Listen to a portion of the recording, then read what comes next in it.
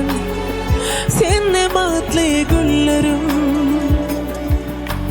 Tutay seni, koy verme ellerim. Yar seni tarifler dillerim. Dünyada men yeketagim sensin göbün hoşum, sensiz gamly başım.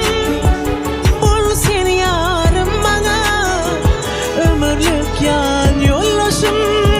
Sensin göbün hoşum, sensiz gamly başım.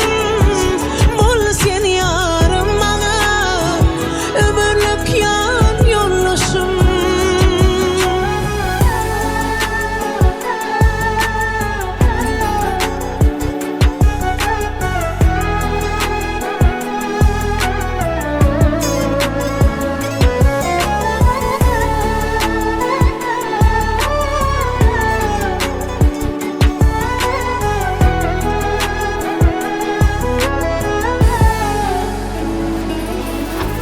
Nguwan yan, sana yarım nguwan yan. Anan yan, ömrüm sana anan yan. Dileyen, Allah'ımdan dileyen.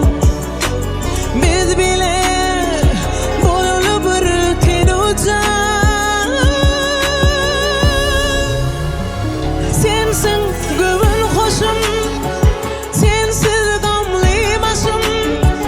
Bul sen yarım bana, ömürlük yan yollaşım. Sensin göbün hoşum, sensiz gamly başım. Bul sen yarım bana, ömürlük yan yollaşım. Sensin göbün hoşum, sensiz gamly başım. Bul sen yarım bana, ömürlük yan yollaşım.